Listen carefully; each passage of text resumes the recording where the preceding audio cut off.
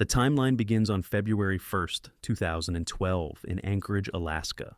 That evening, 18-year-old Samantha Koenig finished her shift at a small coffee kiosk called Common Grounds Espresso. The stand sat on Tudor Road, a busy commercial stretch lined with gas stations, small businesses, and steady traffic. Surveillance cameras recorded her movements. They also recorded the moment a man wearing a mask approached the window. It was late, cold. The workday was ending. At approximately 8:00 p.m., the man climbed through the service window and forced Samantha out at gunpoint. The footage later reviewed by investigators showed her complying, walking into the darkness with him. There were no alarms, no dramatic scene, just a quiet abduction unfolding in real time. Samantha's father, James Koenig, reported her missing within hours. Anchorage police opened an investigation immediately, but at first there was little to work with. The suspect had concealed his face. Samantha's phone stopped sending signals. Days passed. Then weeks. A break came on February 29th, 2012. A message was sent from Samantha's phone, instructing the family to deposit money into her account.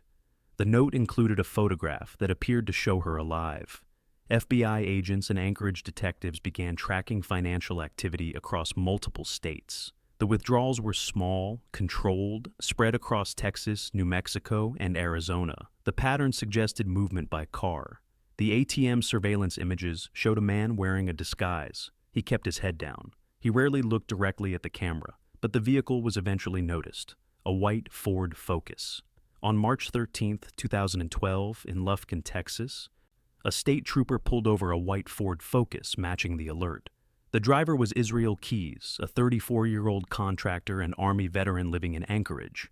Inside the car, officers recovered dyed cash traced to Samantha's account, along with a mask resembling the one seen in ATM footage.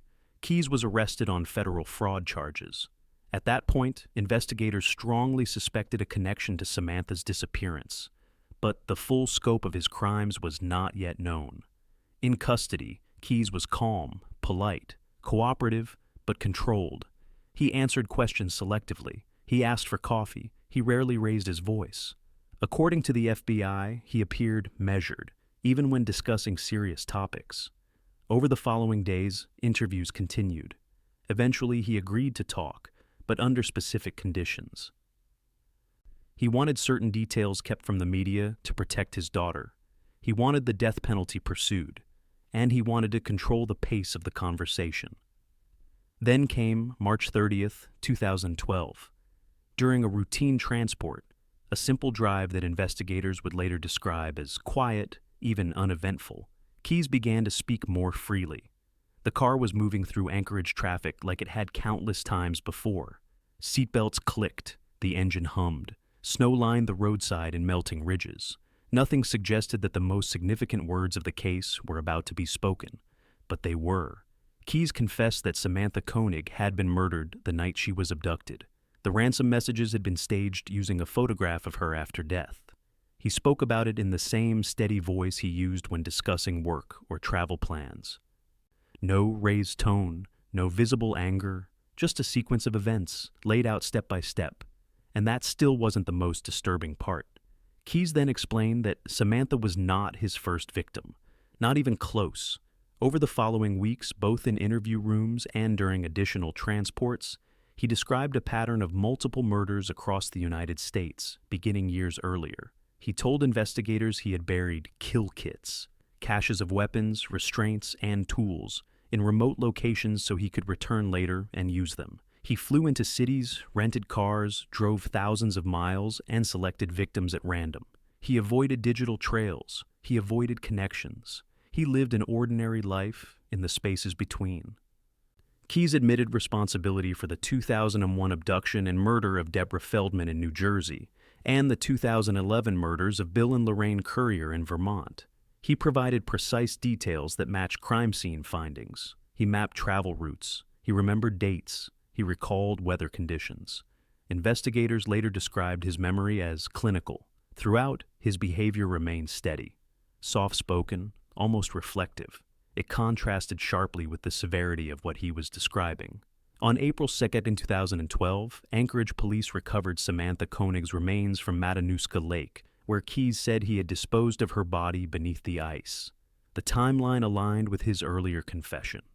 His statements were corroborated by physical evidence, financial records, and travel documentation. By May 2012, the federal government had charged Israel Keyes with kidnapping, resulting in death. Behind the scenes, the FBI's Behavioral Analysis Unit and multiple local agencies began reconstructing every documented movement Keyes had made over the past decade. Flights, car rentals, hotel stays, ATM withdrawals, and cell tower pings. The case expanded from a single abduction to a multi-state investigation into long-term serial homicide. What stood out to agents was how ordinary the moments had been when the truth emerged. There were no dramatic bursts of emotion, no sudden breakdown, just quiet drives, routine interview sessions, and a man calmly explaining how he had organized his life around murder without drawing attention.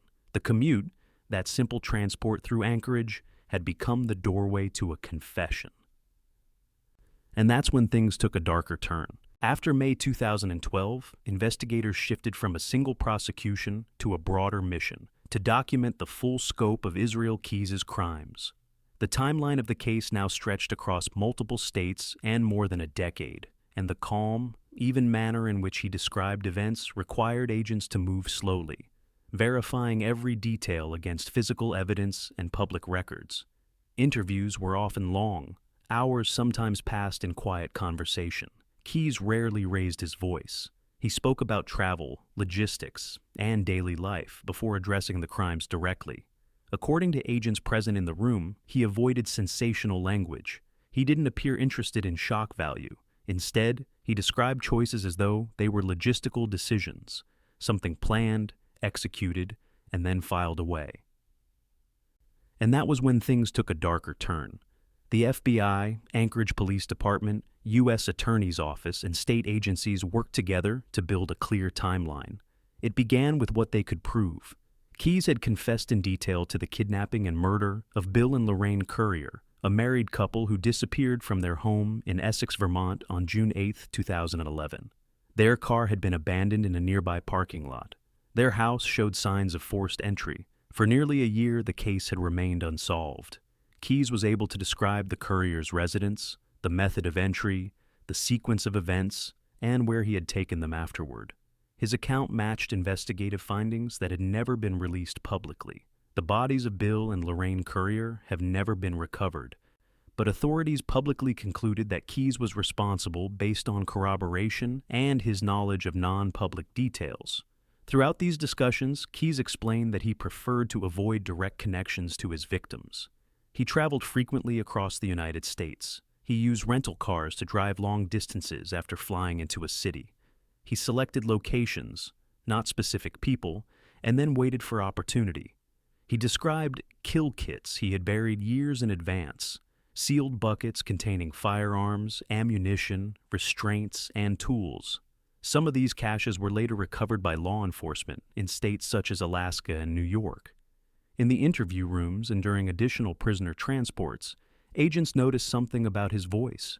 It remained steady, regardless of subject matter.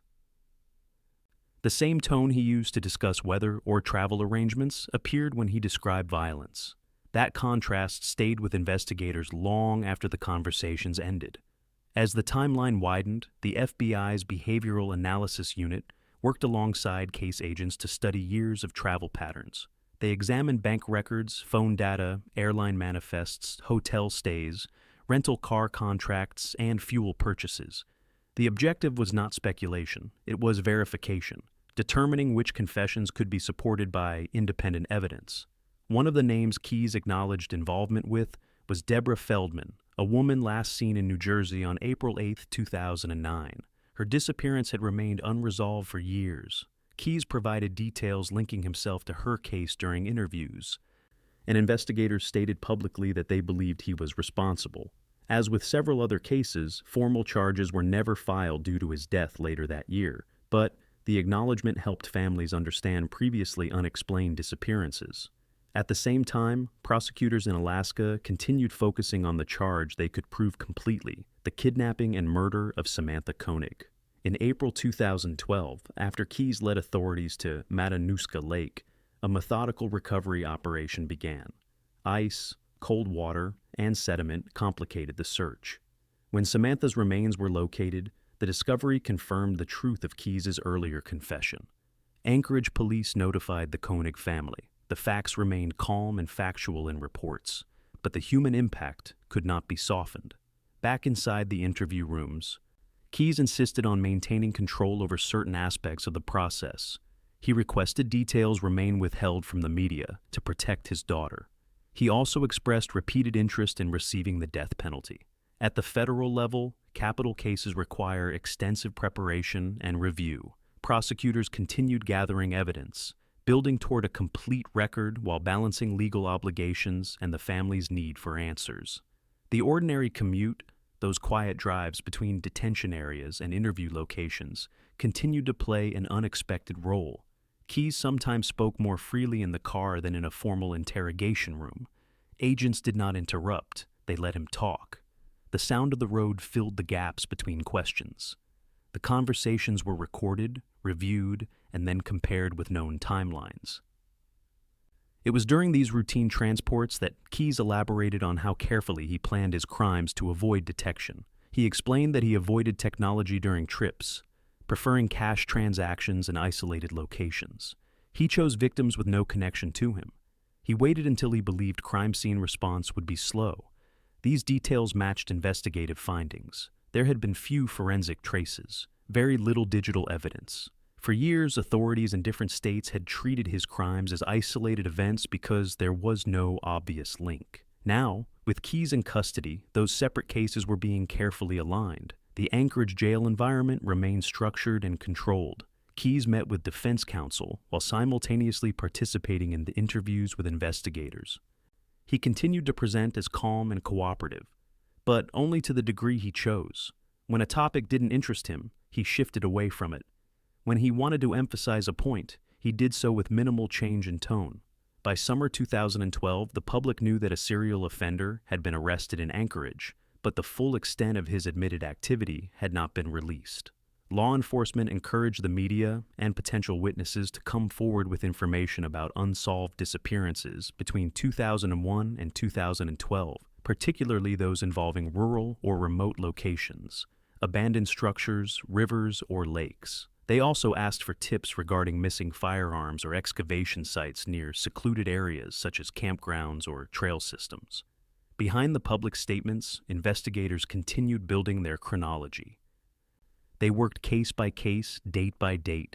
They did not list numbers. They did not rely on unsupported claims.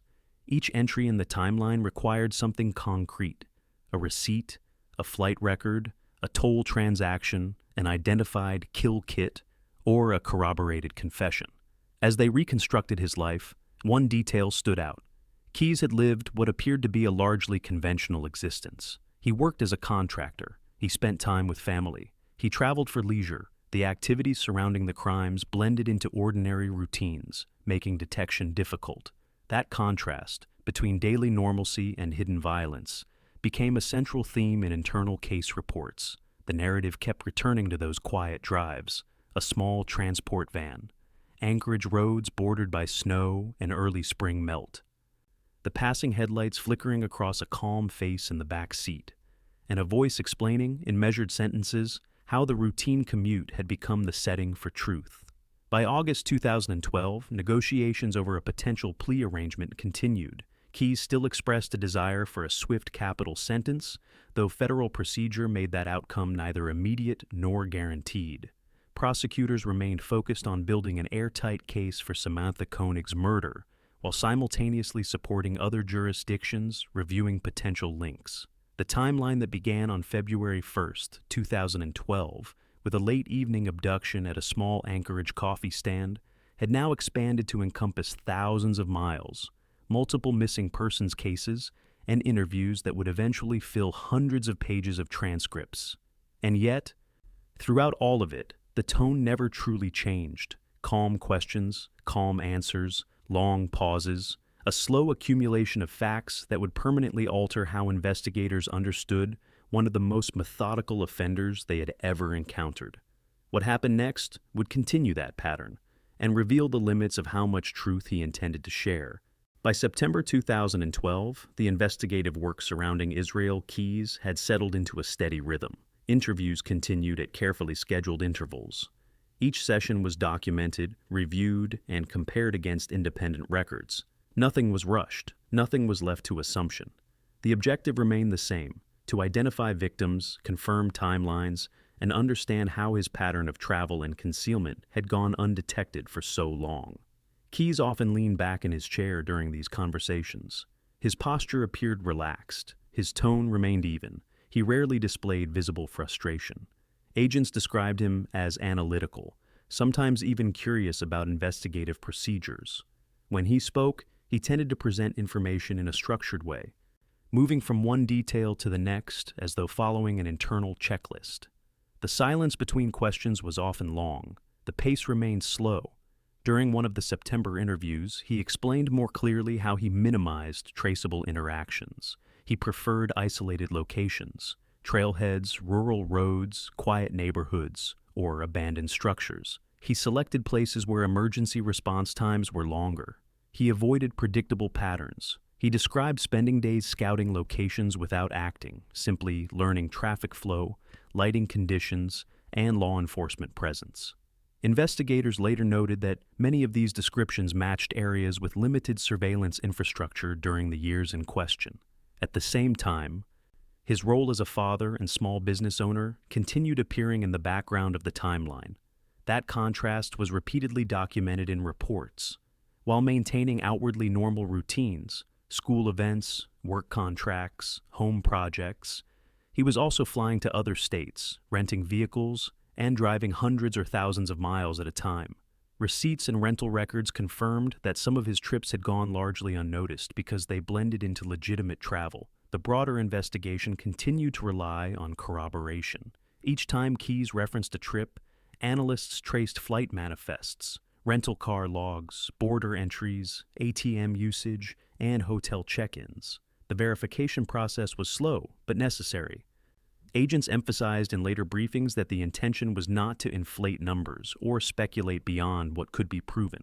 Instead, they maintained a conservative approach, listing only those cases with supporting documentation. Keyes also spoke more about his buried kill kits. He described placing them in areas he expected to revisit, sometimes years later. The caches were typically contained in 5-gallon buckets, sealed and hidden underground. Several were eventually recovered, including one near Parishville, New York, containing weapons, cash, and restraints. Each discovery confirmed that his planning extended far beyond a single event. He had built infrastructure for future crimes. The conversation sometimes returned to the Courier case in Essex, Vermont. Investigators revisited his descriptions, clarifying minor points, confirming routes, and comparing his memory to archived reports. Although the Courier's remains have never been located, the totality of evidence, including knowledge of the interior of their home and details that had never been publicly released, reinforced investigators' conclusion that his confession was credible. Throughout the fall, prosecutors in Alaska worked toward trial preparation. The charge of kidnapping resulting in death carried the possibility of the federal death penalty. Keyes continued expressing interest in that outcome. He said he preferred a swift resolution. Federal procedure, however, requires extensive review in capital cases, including consultation with the Department of Justice. The process could not be accelerated to the degree he wanted. Meanwhile, investigators continued asking him about other potential victims. Sometimes he answered directly. Other times he spoke in general terms about travel history or logistics. There were also moments where he appeared to withhold information intentionally. He controlled the pace, occasionally pausing for long stretches before responding. Agents kept their questions focused and specific. They avoided confrontation. The tone remained consistent with documentary recordings later released to the public: calm, methodical, and emotionally neutral. One of the recurring themes involved preparation versus spontaneity. Keyes explained that although he prepared extensively, burying kits, scouting areas, studying access points, He still chose victims opportunistically. He said he did not follow individuals in advance or learn their names beforehand. Investigators later stated that this randomness made his crimes much harder to connect. There were few shared characteristics among victims. Age, background, and location varied widely. The Anchorage Correctional Complex, where Keyes was being held, maintained a structured daily routine. He had limited movement, supervised recreation, and controlled access to visitors. Despite the secure environment, jail staff documented few behavioral incidents. He remained generally compliant. His focus appeared inward, toward negotiations, case discussions, and the question of sentencing. Defense counsel continued representing him, while prosecutors managed evidence and procedural obligations. During this time, the Koenig family remained at the center of the Alaska case. Public filings documented the progress toward trial. Court schedules shifted as new motions were submitted. The legal process moved at its usual speed, deliberate, step by step. Even as the surrounding narrative expanded into a national serial offender investigation, law enforcement maintained communication with the family, balancing transparency with the need to protect details that might later appear before a jury. The FBI continued releasing periodic public appeals for information. They focused especially on travel periods where Keyes had admitted activity but withheld specifics, including trips between 2004 and 2012. They requested tips regarding rural abductions, missing campers, unexplained disappearances near lakes or rivers, and unsolved homicides lacking an immediate suspect. These appeals were not speculative. They were targeted toward windows of time supported by travel records. In internal strategy meetings, investigators discussed the unusual nature of Keyes' cooperation. He was forthcoming, but selectively so. He provided specific, accurate details in some cases while remaining vague in others. He emphasized his desire for execution. He asked whether public release of his statements could be limited to protect his family. Agents later said that his emotional displays were minimal. When they did occur, they were brief and controlled. By October 2012, the conversation shifted toward whether Keyes intended to reveal everything he knew. Some agents believed he still held back information, possibly significant information. He occasionally referenced victims or events without offering names or locations. He mentioned numbers without elaborating. When pressed, he sometimes withdrew, returning to broader topics such as travel or logistics. Meanwhile, the federal case calendar advanced. Discovery continued. Filing deadlines approached. Preparations for a potential capital trial remained in progress. Prosecutors documented evidence, arranged expert analysis, and continued consultation with Washington regarding sentencing authorization. Keyes was aware of this pace and continued expressing frustration with how slowly the process moved compared to his preference. It was around this time that concerns quietly developed about his mental state, not in the sense of a legal insanity defense, but in terms of potential self-harm risk. As with many high-profile inmates, observation protocols were in place. Staff monitored behavior. Notes were made when necessary. The jail environment remained controlled, but the possibility of self-directed violence is a reality in any detention facility, especially in capital-eligible cases. Keyes never expressed remorse in the conventional sense during interviews. Agents later said that he sometimes discussed the impact on families, but these statements were typically framed abstractly. The tone remained steady. His words did not rise or fall dramatically.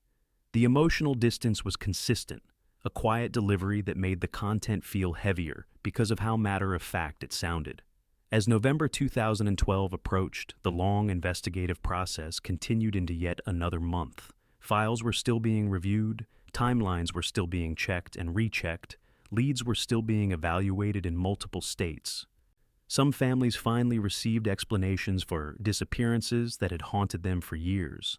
Others remained in uncertainty, waiting to learn whether their cases connected to the man now sitting in an Anchorage jail cell, speaking in that same calm voice. And then, without warning, the legal process would come to a halt, because what happened next would remove the possibility of a public trial and permanently limit how many answers investigators and families would ever receive. The final weeks of November 2012 passed with the same measured routine that had defined the investigation from the beginning. Interview schedules continued, legal filings advanced, prosecutors and defense counsel exchanged motions.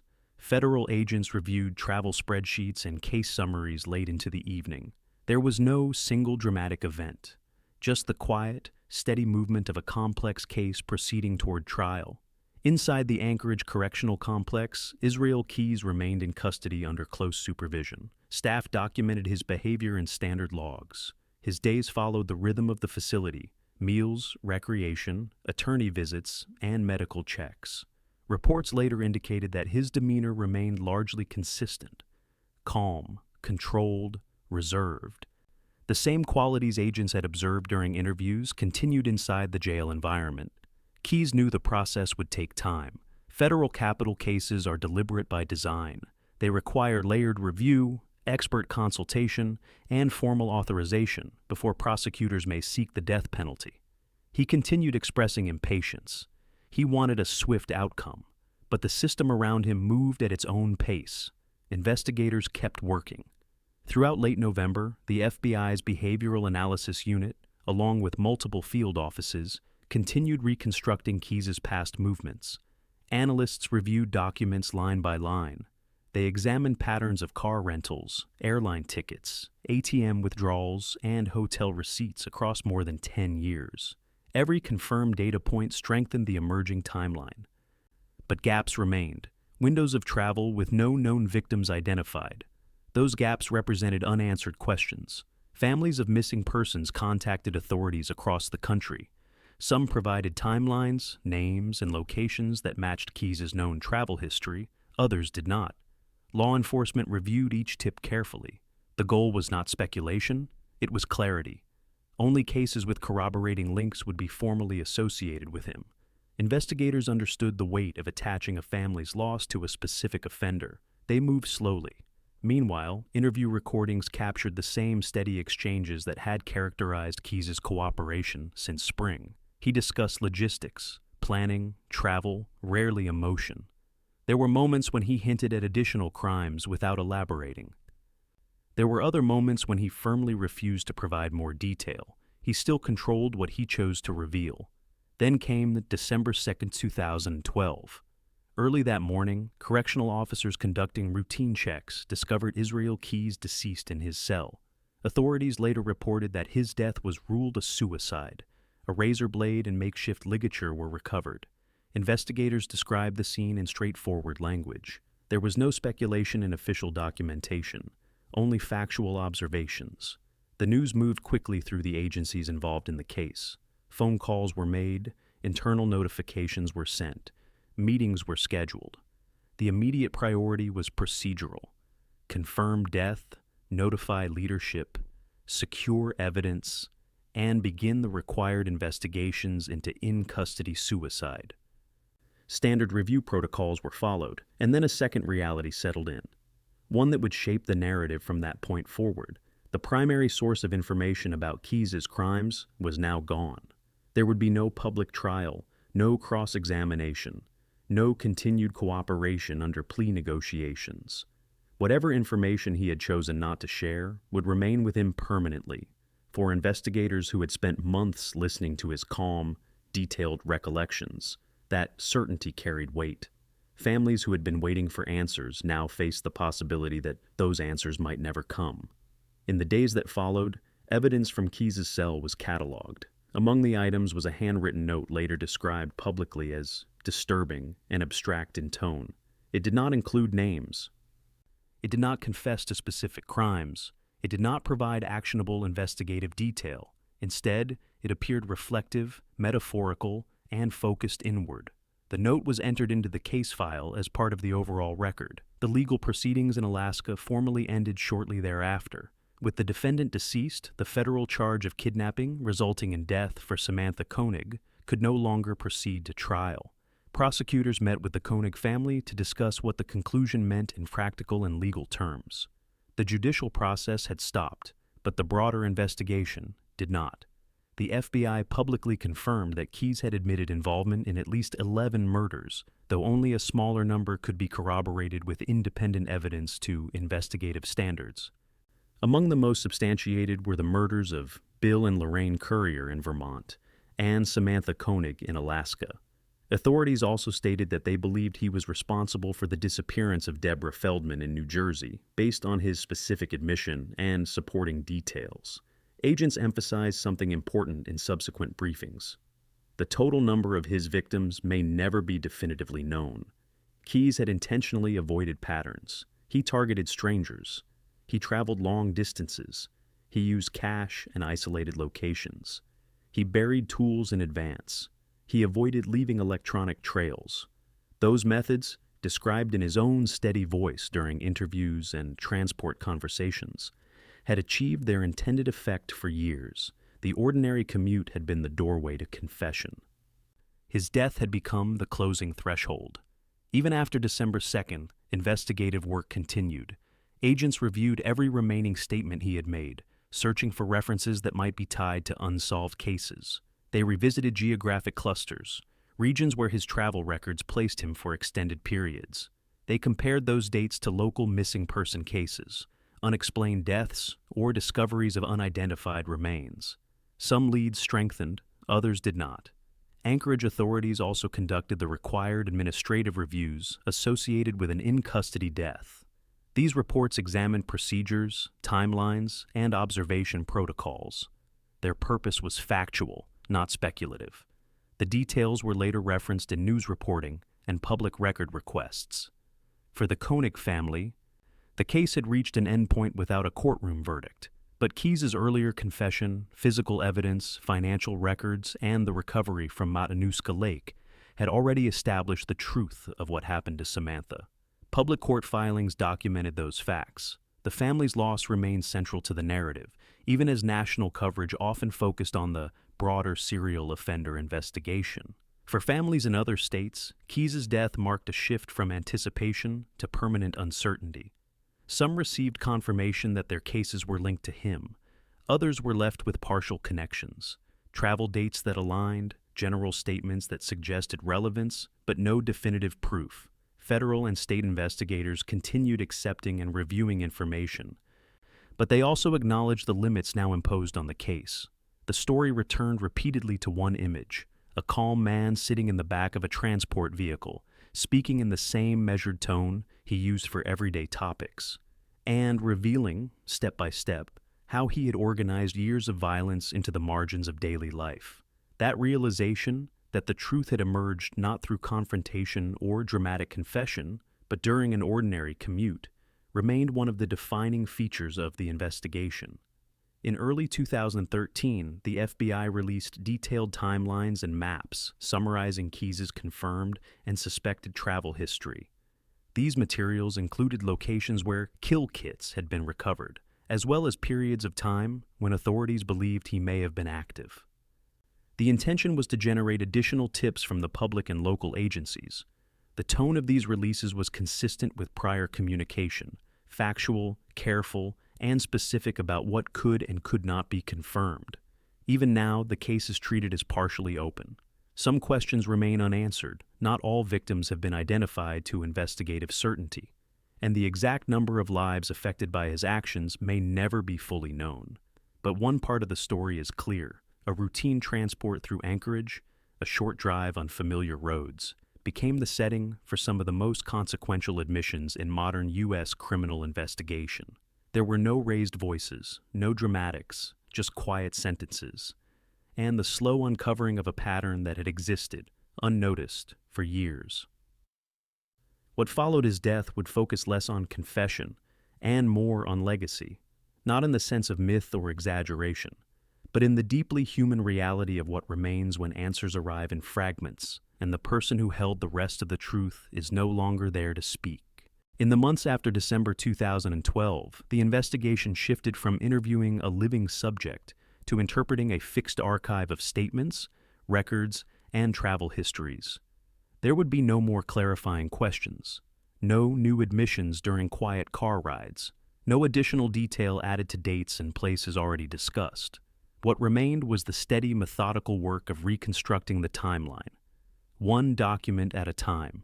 Federal agents describe this phase as retrospective verification, They reviewed every recorded conversation with Israel Keyes, every transcript, every audio file from the transport vehicles. Each segment was examined not only for what he said, but for what he did not say. Investigators circled partial references and indirect comments, then compared them against known travel logs. The process was slow, intentional. Facts had to be separated from speculation. The Behavioral Analysis Unit worked alongside field offices across the country.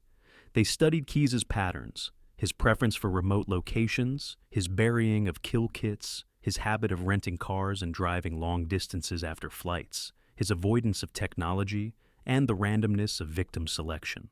Analysts emphasized a core reality. Keyes had structured his life so that the crimes would leave minimal trace. In many instances, they succeeded. By early 2013, the FBI released public summaries of his confirmed and suspected movements, asking local agencies and families to review the information. These summaries included travel to Washington, Oregon, California, Arizona, Utah, Wyoming, Texas, the Midwest, the Northeast, and the Deep South between 2001 and 2012. Investigators made clear distinctions between what was confirmed, what was strongly suspected, and what remained unverified. The messaging stayed consistent with the overall tone of the case, factual, cautious, and respectful of uncertainty. One of the strongest verified cases remained the June 2011 murders of Bill and Lorraine Currier in Essex, Vermont.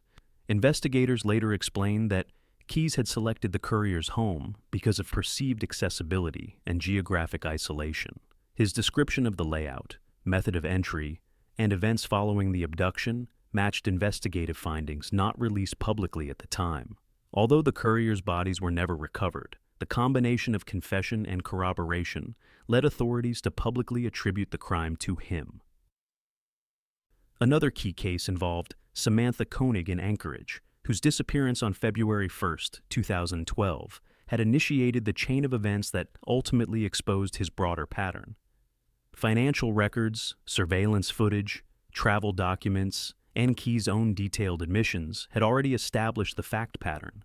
The recovery at Matanuska Lake on April 2, 2012, confirmed the timeline further. Public statements from Anchorage authorities emphasized that while the legal proceedings ended with his death, the factual record regarding Samantha remained clear.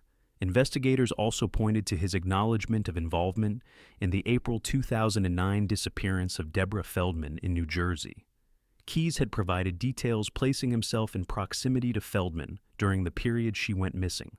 While Feldman remained classified as a missing person, federal authorities stated that they believed Keyes was responsible. Beyond these cases, there were travel windows. Sometimes they aligned with unsolved homicides, sometimes they did not. Investigators reviewed each with equal care. For example, Keyes had traveled multiple times to the Pacific Northwest, including extended visits to Washington State, where he once lived. Law enforcement reviewed unsolved cases in that region with particular attention. They also looked at trips to New York, Texas, and the Southwest, where he had used Samantha Koenig's debit card during the February-March 2012 period. The goal was never to inflate. It was to identify. Each time a potential match emerged, investigators compared it to the known characteristics of Keyes' methods: unfamiliarity with the victim in advance, geographic isolation, unpredictability, burial or concealment of remains, absence of obvious forensic trace. When a case did not align, it was removed from consideration. That discipline remained constant throughout the process. Meanwhile, families across the United States continued contacting authorities. Some had lived with unanswered questions for years. Others were newly confronting the possibility that their case might be connected. Investigators maintained clear communication. They explained what was known and what was not.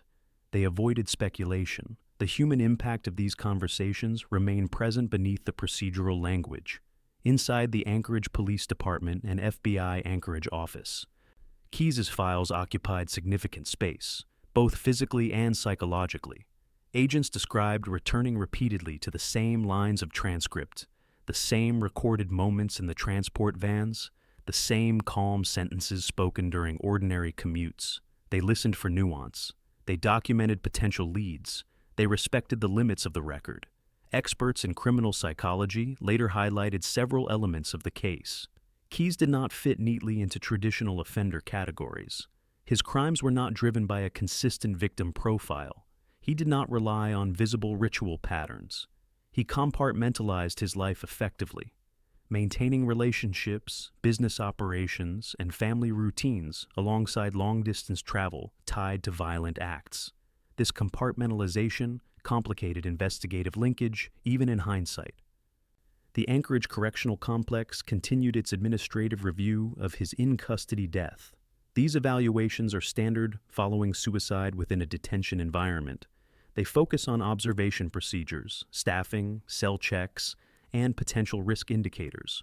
Public reporting later summarized key findings without speculation, preserving a factual tone consistent with the case. At the national level, journalists reported extensively on Keyes throughout 2013. Articles and documentaries relied heavily on court documents, FBI briefings, and public records. Investigators emphasized the same message in each interview. The exact number of his victims may never be known. They credited the Koenig case as the event that ultimately exposed his broader pattern. And they repeatedly returned to one image: the routine drive through Anchorage that led to quiet confession. For the Koenig family, public focus on Keyes' larger history sometimes risked overshadowing their personal loss. Authorities consistently returned the narrative to Samantha, to the fact of her kidnapping and murder, to the recovery from Matanuska Lake, and to the concrete evidence supporting those findings. Court filings and investigative records preserved those facts permanently. The story also included Keyes' military service background, contracting work, and travel history, all of which contributed to his ability to move unnoticed. But investigators avoided suggesting that any single factor explained his actions. Instead, they documented circumstances, choices, and behaviors, allowing the record to stand on its own.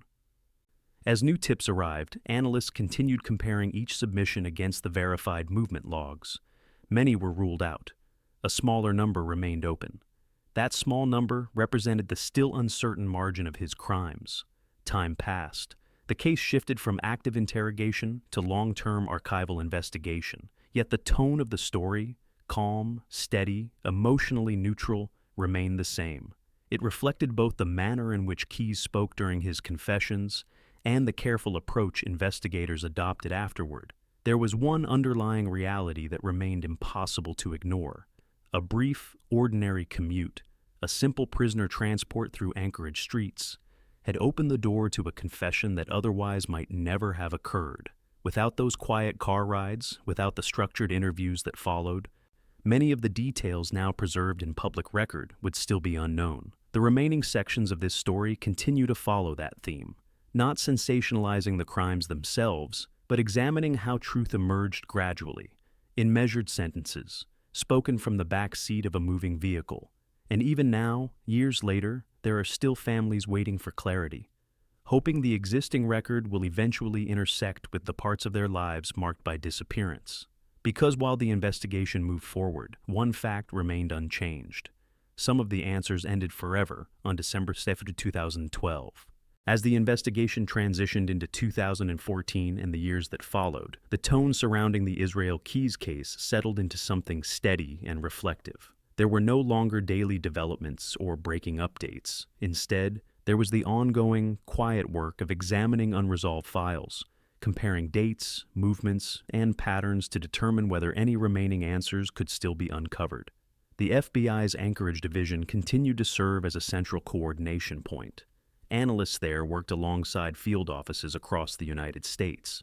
They reviewed case summaries that had once been spread across multiple jurisdictions, missing person reports, unidentified remains files, cold case homicides without suspects.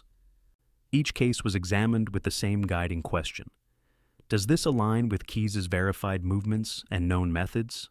Sometimes the answer was yes, sometimes it was clearly no. Most often, the answer remained uncertain. The structure of this post-confession investigation reflected the same methodical pace Keyes had once used to describe his actions. There was nothing rushed. Agents emphasized repeatedly, in internal reports and public briefings, that conclusions would only be drawn when supported by hard evidence. That meant bank activity, airline manifests, rental car records, fuel receipts, toll transactions, and verified travel logs. If a case aligned only loosely, it remained unconfirmed. One of the earliest examples involved New York and the Northeast. Authorities recovered a buried kill kit near Parishville, New York, containing items Keyes had described: firearms, restraints, and cash stored in a sealed bucket. The presence of the kit confirmed that he had planned potential crimes there years in advance. Investigators reviewed unsolved cases in the surrounding region with heightened attention. Some appeared consistent, others did not. None could be conclusively proven. Another focus area remained the Pacific Northwest, particularly Washington State, where Keyes had previously lived. Travel records placed him there multiple times between 2001 and 2012. Law enforcement agencies in the region reviewed open cases from those years. In some instances, the timelines matched. In others, the geography did not. Investigators deliberately avoided public speculation, understanding that every name tied to the case represented real people, real families, and real loss. Throughout this period, law enforcement also revisited Keyes' military service history and the travel opportunities it provided. His enlistment in the U.S. Army from 1998 to 2001, including time stationed at Fort Lewis in Washington and Fort Hood in Texas, helped establish baseline movement records for those early years. While no definitive cases were publicly linked to that phase of his life, the data contributed to the larger chronology. The internal investigative work remained grounded in small details: dates, receipts, mileage logs, digital timestamps. Agents often returned to the same lines of transcript, listening to Keyes' voice as he spoke from the back seat of a transport vehicle. His cadence never shifted dramatically. He sounded calm, measured, neutral. It was the same tone he had used to describe everyday activities: work, travel, routine commitments. The contrast between delivery and content continued to stand out, even years later. Criminal psychology specialists studying the case described compartmentalization as one of its defining features. Keyes had maintained employment, family relationships, and a relatively private lifestyle. He traveled frequently, both for leisure and opportunity. In those interludes, he committed crimes against strangers he had never met before selecting them in the moment. This lack of familiarity between offender and victim reduced the likelihood of investigative linkage. In professional briefings, agents sometimes reflected on the impact of that randomness. Traditional serial offender profiling often relies on repeated victim characteristics or ritual patterns. Keyes disrupted that model. His method emphasized mobility and absence of connection, creating investigative trails that ran parallel without intersecting. Meanwhile, the Koenig case, the one that brought his crimes to light, remained the anchor point for the entire narrative. Public records continued to document the facts. February 1, 2012, Samantha Koenig abducted from Common Grounds Espresso in Anchorage. February 29, 2012, ransom-related communication sent, followed by ATM withdrawals across multiple states. March 13, 2012, Keyes arrested in Lufkin, Texas. March 30, 2012, confession begins during transport. April 2, 2012, remains recovered from Matanuska Lake. December 2, 2012, Keyes dies by suicide in custody. These dates formed the most complete and fully corroborated portion of the record. They also grounded the investigation emotionally, reminding everyone involved that behind every line of data was a human life. Journalists who covered the case continued contacting families with unsolved disappearances. Many of those families described similar emotions: hope that their questions might finally be answered, but also uncertainty about whether Keyes was truly responsible. Investigators remained cautious. They understood that premature conclusions could cause harm. Every conversation was approached with clarity and care. The Anchorage Police Department and FBI sometimes received questions about whether Keyes' death prevented full closure.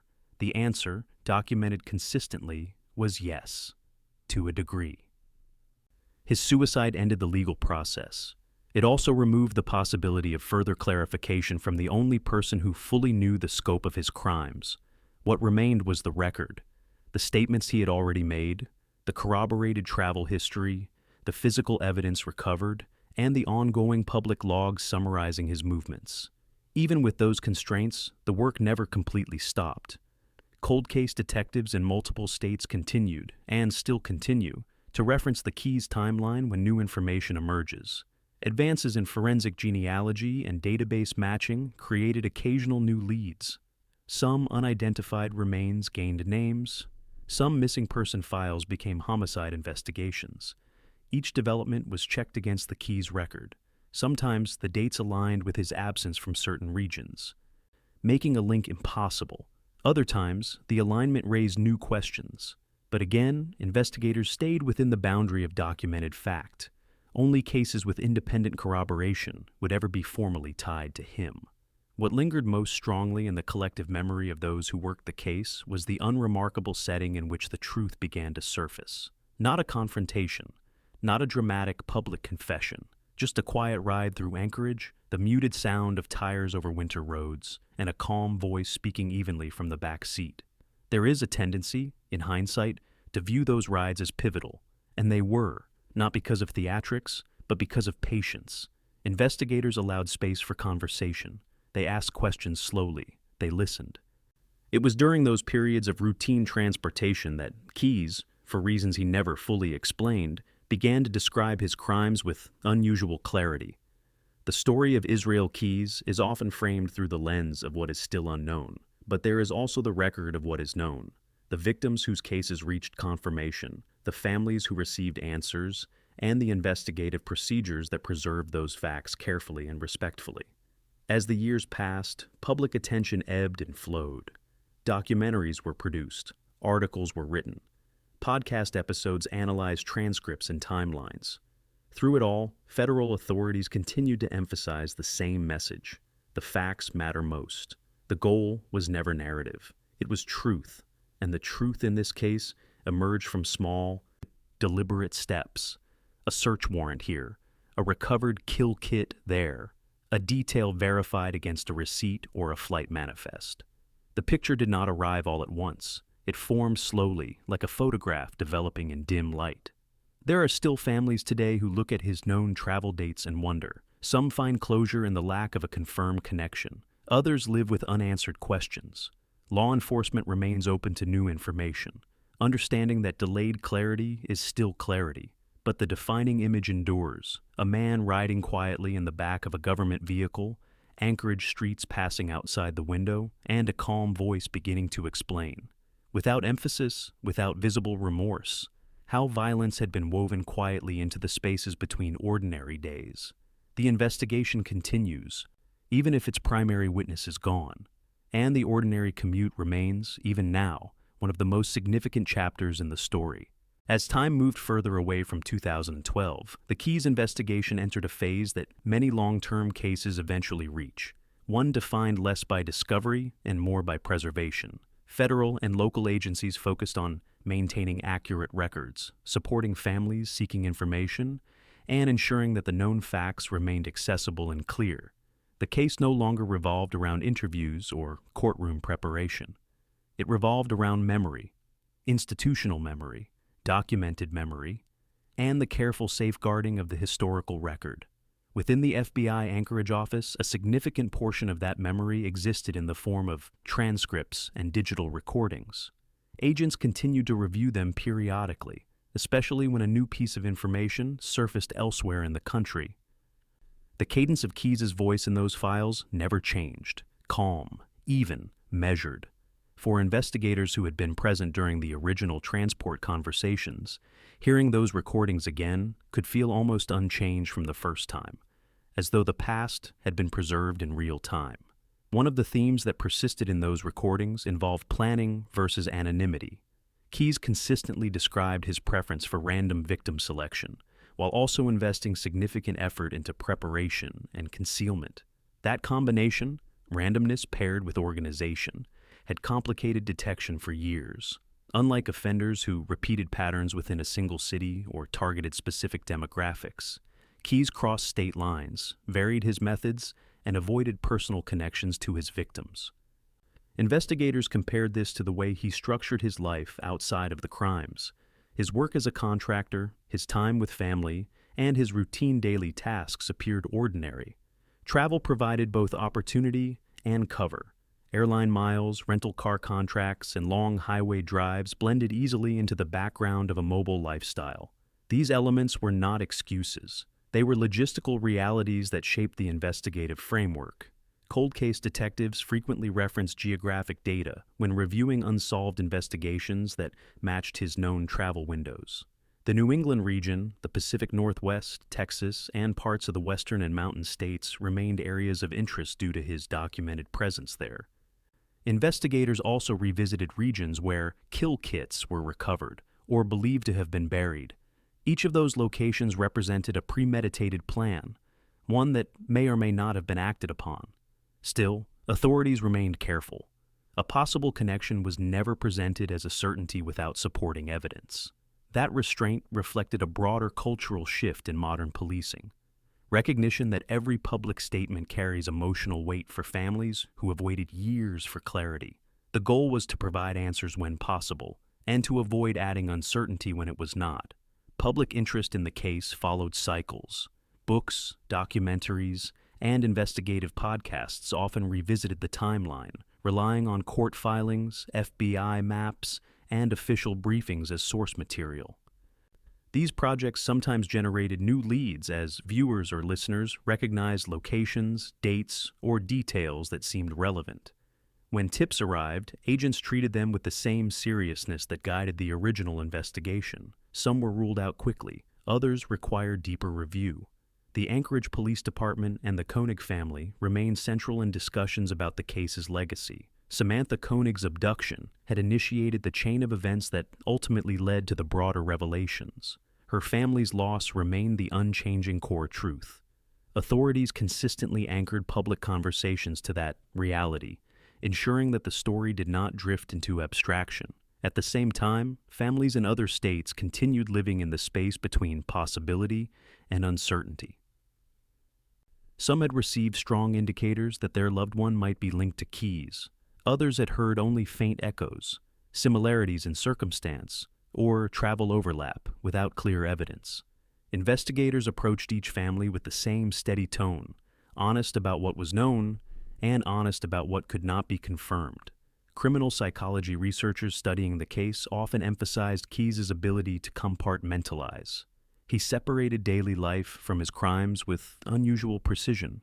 He avoided confiding in others. He created minimal personal footprint at crime scenes. His calm demeanor, the same controlled tone heard during transport conversations, reflected a personality accustomed to emotional containment. This internal division made detection far more difficult. The transport rides through Anchorage remained a recurring image in these analyses. They represented a moment in which structure, patience, and methodical communication intersected with truth. There was no confrontation or intimidation. There was simply time to talk, time to ask questions, time to allow silence to fill the space between sentences. Investigators later reflected that this environment may have contributed to his decision to share details, not fully, not completely, but enough to alter the investigative landscape forever. In multiple training environments, the Keyes case became a teaching example, not of sensational crime, but of interviewing practice, interagency cooperation, data correlation, and the importance of patience. Agents studying the case learned how small details, a receipt, a toll record, a rental agreement, could ultimately form the backbone of a major investigation. They also learned that some answers will always remain beyond reach. By the mid to late 2010s, advancements in forensic technology, particularly DNA genealogy and database expansion, began solving old cases across the country. Each time unidentified remains were matched to a name, investigators cross-referenced the result against Keyes' travel logs. Sometimes the timelines ruled out his involvement immediately. Other times, the data prompted additional review. The effort was not about assigning blame, it was about identifying, and, when appropriate, excluding. Through all of this, the public record stayed consistent. Keyes confessed, calmly and in detail, to multiple murders. Several of those confessions were independently corroborated. Others remained credible but unverified. Some of his statements likely concealed information he never intended to reveal, and the point of origin remained unchanged: a routine prisoner transport in March 2012, followed by structured interview sessions in which he spoke in the same neutral, steady tone from beginning to end. There was also acknowledgement within law enforcement that the case carried a psychological weight. Investigators described feeling the contrast between ordinary daily routines and the hidden violence Keyes had carried on for years without detection. That realization, that even diligent public safety systems can be challenged by mobility, randomness, and careful concealment, prompted renewed focus on communication between jurisdictions. The work continues in that spirit. Somewhere on a shelf within FBI archives sit the original recordings of those Anchorage commutes: the slight hum of an engine, the faint sound of tires on winter pavement, and a measured voice describing events that had remained secret for years. Those recordings are not stories. They are evidence. They exist to preserve fact, not interpretation. And within families across the country, there are framed photographs, saved voicemail messages, and empty spaces at tables that reflect the human side of those facts. In that sense, the investigation never becomes purely historical. It remains personal. Today, when new detectives or analysts encounter the Keyes files for the first time, they often approach them with the same calm, deliberate pace that defined the original investigation. They review each page. They listen carefully. They remain aware that an answer may still exist, buried in a receipt, a date, a route, waiting for connection. But they also understand something else. Some fragments of truth will never return. The person who held them chose silence in December 2012. What remains is the record, careful, factual, and preserved for the families, for the courts, and for anyone seeking to understand how an ordinary commute once opened the door to a series of confessions that otherwise might never have been spoken. And the story continues forward, slowly, just as it began. As the second decade after 2012 continued to unfold, the Israel Keyes case remained anchored not in speculation, but in what could be verified. This approach, steady, careful, grounded in documentation, reflected the same discipline investigators had applied from the moment the first confession emerged during that quiet Anchorage commute. The objective had not changed. It was still about clarity, truth, and the respectful handling of information that could never be taken lightly. Within federal archives, the case materials were preserved much like historical records. They included audio recordings from transport conversations, interview transcripts, travel logs, bank and rental car records, court filings, recovery reports, internal investigative summaries. Each element formed a thread in a broader tapestry, one that described not only a series of crimes, but also the process by which truth was slowly and calmly uncovered. New investigators entering the field sometimes encountered these materials during training. They listened to the audio and heard the neutral tone in Keyes' voice as he described events that would alter families' lives forever. They noticed the measured cadence of the agents questioning him, patient, consistent, respectful, and deliberate. The ordinary commute that became the setting for these exchanges served as an example of how structure and patience can sometimes reveal more than pressure ever could. The case also became an important example of interagency collaboration. Anchorage police, the FBI, prosecutors, and law enforcement agencies across numerous states worked together, sharing data carefully while maintaining strict evidentiary standards. This cooperation helped ensure that each confirmed connection rested on solid ground. When uncertainty existed, investigators acknowledged it openly rather than filling the space with assumption. Over time, attention repeatedly returned to the three most substantiated cases: the kidnapping and murder of Samantha Koenig in 2012, the 2011 murders of Bill and Lorraine Currier in Vermont, Keyes' admission involving Deborah Feldman in 2009. These cases reflected different locations, different circumstances, and different investigative paths, yet they were joined together through the careful reconstruction of Keyes' movements and statements. The Koenig case remained the most fully documented. Financial trails, travel records, surveillance footage, confession transcripts, and the April 2, 2012 recovery from Matanuska Lake formed a complete narrative. Even without a courtroom verdict due to his December 2, 2012 suicide, the factual sequence was preserved in official records and investigative reports. That sequence will not change. The Courier case stood as an example of confession supported by non-public investigative detail. Keyes' descriptions matched conditions only investigators would have known. Although Bill and Lorraine Courier's remains have never been found, the totality of evidence led authorities to publicly attribute their disappearance and deaths to him. And Deborah Feldman's disappearance, unresolved for years, became another painful reminder of how long uncertainty can linger. Investigators stated they believed Keyes was responsible, based on his statements and corroborating context. Her case remains part of the enduring human impact of this investigation. Beyond these confirmed connections, there were windows of possibility. These windows reflected travel dates, rental records, or geographical presence that aligned with unsolved cases, but without the definitive evidence needed for attribution. Investigators continued approaching these windows with humility. The standard never changed. If it cannot be proven, it must not be declared. Families seeking answers found themselves navigating that distinction. Some found reassurance in exclusion, knowing their case did not align. Others lived with open-ended possibility. Law enforcement professionals approached each conversation with the same tone that defined the entire Keyes investigation: calm, honest, measured, and rooted in compassion.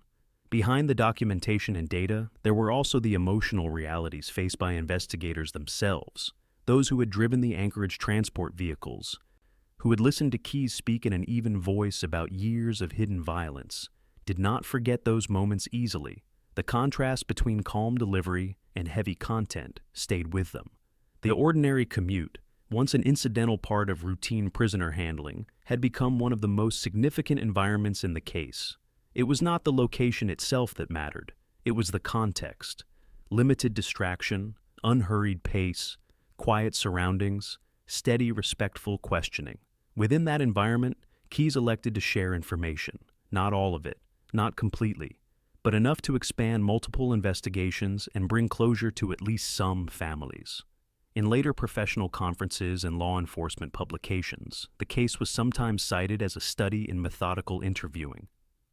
The lessons emphasized: listening more than speaking, allowing silence to exist, respecting the subject's intelligence without conceding control, grounding every conclusion in evidence. This approach mirrored the broader trajectory of the investigation itself: calm, persistent, disciplined. As the years progressed, technological advances continued influencing cold case work nationwide. DNA genealogy identified previously unknown victims in unrelated cases. Digital forensics tools refined travel pattern analysis. Each new resource was quietly tested against the Keyes file. Sometimes nothing aligned. Occasionally, a date or location prompted renewed review. But the standard remained unchanged: no assumption without corroboration. Meanwhile, the Koenig family's story remained the emotional center of public conversation. Samantha's life, her presence in Anchorage, her work at Common Grounds Espresso, her relationships, provided the context that humanized the case beyond investigative language. Her name appeared in court documents, public statements, and memorials, not as a symbol, but as a person whose life was taken. The same was true for Bill and Lorraine Courier, and for Deborah Feldman. Each name represented a separate world of relationships, memories, birthdays, and daily routines. When investigators spoke publicly, they kept those realities present. The question that remained, and may always remain, involved the total number of victims. Keyes had referenced numbers during interviews. Some of those references were specific, others were vague. Investigators were cautious in discussing them publicly, because numbers without names can both oversimplify and distort reality. The focus remained on victims who could be identified and families who could be informed. The case also reinforced another truth: the justice process sometimes ends unexpectedly. Keyes' suicide eliminated the possibility of trial, sentencing, or structured legal closure. That absence does not erase the record, but it does shape how history will always remember the case. Today, when the Keyes file is accessed, it is opened with a sense of quiet gravity, not because of myth, not because of spectacle, but because inside those records are the voices of investigators, the preserved words of Keyes himself, the timelines of families forever changed, and the evidence that ties each known fact together. And in the middle of all of it, almost understated, is the recurring reminder of March 30th, 2012, when a simple transport ride through Anchorage became the moment that truth began to surface. The hum of the vehicle, snow softening along the roadside, a calm voice, and the slow unfolding of a story that had taken years to reach daylight. There was no dramatization, there still isn't, just the steady documentation of what happened, and the ongoing respect for what remains unknown. The final section of this story will return to the human dimension, to how investigators, families, and the record itself continue forward, even when certainty is partial, and when some of the truth remains forever out of reach. As the investigation moved further into the present day, one truth remains steady.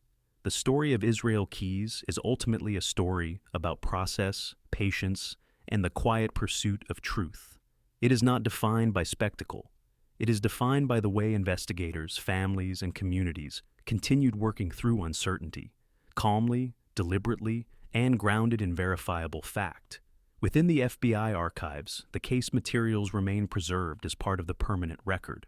The recordings from those Anchorage transport conversations, the soft hum of the vehicle, the measured tone of Keyes' voice, the steady questions from agents, still exist, unchanged. They are not entertainment. They are documentation. They captured the moment when a man who had lived for years in secrecy began to reveal portions of the truth during ordinary drives across town. Those recordings also represent the limits of what was shared. Keyes controlled what he disclosed. He chose which details to discuss and which to keep to himself. Investigators asked questions with care. They followed up with precision. They corroborated where possible. But the final boundary of the case was drawn on December 6, 2012, when Keyes died by suicide in the Anchorage Correctional Complex. From that day forward, the record could only be expanded through external evidence, not through further conversation. Even so, the record remains substantial. The kidnapping and murder of Samantha Koenig in Anchorage stands as the most documented crime in the case. Her abduction on February 1st, 2012, the staged ransom activity later that month, the cross-state ATM withdrawals between February and March, Keyes' March 13, 2012 arrest in Lufkin, Texas, his March 30th confession during transport, and the April 2nd recovery from Matanuska Lake. All of these events formed a complete investigative chain. They were supported by surveillance footage, bank data, forensic recovery, and recorded confession. The 2011 murders of Bill and Lorraine Currier in Essex, Vermont remained another central pillar. Keyes' statements included non-public details about the Curriers' home and the circumstances of their disappearance. Investigators concluded he was responsible, even though the Curriers' remains have not been found. His admission regarding Deborah Feldman's disappearance in 2009 added another confirmed thread, one supported by contextual data and investigative assessment. Beyond these cases lay the unresolved areas of possibility, periods of travel and movement that intersected with unsolved disappearances and unidentified remains across the country. Investigators continued to speak carefully about these areas. They resisted reducing uncertainty to numbers. They focused on individual names, individual families, and individual timelines rather than statistics. That approach mattered. For families searching for answers, the investigation was never an abstract exercise. It represented real lives, sons, daughters, parents, friends, who left home one day and never returned. When those families contacted the FBI or local agencies to ask whether their case might be connected, law enforcement responded with honesty and compassion. If a link could not be demonstrated, they said so clearly. If a link seemed possible, they explained what further evidence would be required. The Koenig family remained at the heart of these conversations. Samantha's name, her life, her family, her memory stayed central to the narrative.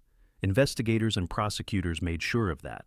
The broader history of Keyes' crimes did not erase the fact that the case began with a missing person report in Anchorage and a family who never stopped searching for answers. For the professionals who worked the case, The experience often remained with them long after their formal involvement ended.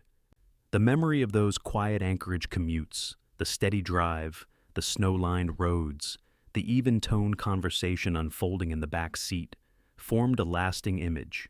It demonstrated how truth sometimes emerges not through confrontation, but through time, structure, and silence. It also underscored the importance of interagency cooperation. Without communication across states and federal divisions, the broader pattern might never have been recognized. Travel records, digital data, rental car receipts, and financial logs, when combined, formed a mosaic that no single jurisdiction could have assembled alone. In academic and professional environments, the Keyes case gradually took on the role of a teaching model. It illustrated the value of slow, disciplined interviewing. It reinforced the need for evidence-based conclusions. It highlighted the ethical responsibility investigators carry when discussing possible, but unconfirmed, offender connections. And it emphasized a sobering truth. Sometimes, the full story does not survive the offender. Keyes' suicide ended the legal process. It ended the possibility of additional confession. It left behind a record that is thorough in some places and incomplete in others. Investigators accepted that reality with honesty. They did not attempt to fill the gaps with speculation. They preserved the facts as they existed. Today, when the Keyes file is accessed, the tone remains the same as it was during those transport conversations. Calm, deliberate, careful. Not because the subject matter is light, but because clarity requires steadiness. And always, the image returns. A vehicle moving quietly through Anchorage. A winter road, a routine commute, and a measured voice beginning, for the first time, to reveal what had been hidden for years. There was no performance.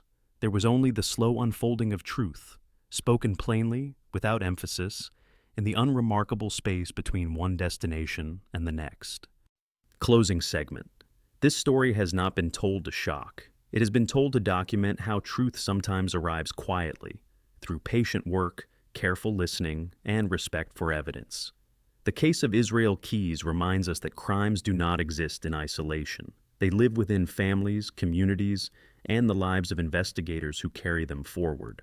For Samantha Koenig, Bill and Lorraine Currier, Tebra Feldman, and every person whose name intersects with this investigation, the facts remain preserved in the public record. Those records exist so that their stories are not lost, and so that the work of identifying every victim continues with care. The ordinary commute that first opened the door to confession stands as a symbol of something simple. Sometimes truth emerges in the quietest moments, and when it does, it becomes the responsibility of others to hold it respectfully. If you found value in this calm, documentary-style retelling, you are welcome to stay with the channel for more real-life stories told with care and respect. There is no pressure, just an open invitation. Thank you for listening, slowly, quietly, and attentively, to the truth as it is known.